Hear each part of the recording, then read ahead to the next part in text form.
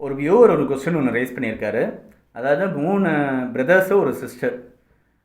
3 பிரதர்ஸும் சேர்ந்து அவங்களுக்கு வந்து அந்த பூர்வீக சொத்து, முன்னோர்கள் சொத்தை எடுத்து அவங்களுக்குள்ளே ஒரு பார்ட்டிஷன் டீட் போட்டு ரிஜிஸ்டர் பண்ணிக்கிட்டாங்க. ஒரு சிஸ்டர் வந்து பார்ட்டிஷன் சூட் ஃபைல் பண்ணுறதுக்காக ஃபைல் பண்ணுறாங்க. அவங்க வந்து யாருன்னா ஒரு பிரதர் மேலே மட்டும் சமன்ஸ் அனுப்பிச்சா போதுமா, இல்லை எல்லார் மேலேயும் சமன்ஸ் இஷ்யூ பண்ணணுமா? அதாவது கேஸ் ஃபைல் பண்ணுறச்சே டிஃபெண்டன்ஸாக சேர்க்கப்பட வேண்டியது எல்லா பிரதர்ஸையும் சேர்க்கணுமா, இல்லை ஒருத்தர் மட்டும் சேர்த்தா பரவாயில்லையா அப்படின்னு சொல்லி ஒரு கேள்வி ஒன்று கேட்டிருக்காரு.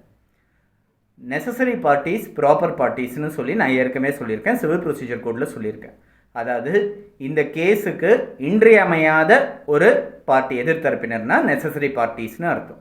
அவங்க இல்லாமல் இந்த கேஸுக்கான சரியான தீர்ப்பை அமல்படுத்த முடியாது, தீர்ப்பு கொடுத்தும் அது சரியான முறையில் அமல்படுத்த முடியாது, ஏன்னா அவங்களுக்கு எதிரான தீர்ப்பாக அது அமையும் அப்படின்னா அவங்க நெசசரி பார்ட்டிஸ்னு பேர்.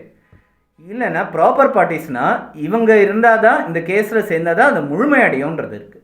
இந்த பர்டிகுலர் கேஸில் பார்த்தோம்னா ஒரு சகோதரர் மேலே மட்டும் ஒரு கேஸ் ஃபைல் பண்ணாங்கன்னா அவங்களுக்கு சாதகமாக ஒரு தீர்ப்பு வந்தாலும் அந்த தீர்ப்பை வந்து எல்லார் மேலேயும் அமல்படுத்த முடியாத ஒரு நிலையில் இருக்குன்றதுனால, அப்படி ஒரு தீர்ப்பே கொடுக்க முடியாதுன்றதுனால எல்லாரையும் பார்ட்டிஸாக சேர்க்க வேண்டியது அவசியம். ஒரு பார்ட்டிஷன் சூட்டு ஃபைல் பண்ணும்போது எல்லா கோபார்ட்னர்ஸையும் பார்ட்டியாக சேர்க்க வேண்டியது அவசியம். இல்லைன்னா த சூட் இஸ் பேட் ஃபார் நான் ஜாயிண்டர் ஆஃப் பார்ட்டிஸ்னு சொல்லி டிஸ்மிஸ் பண்ணுறதுக்கான சான்சஸ் இருக்குது.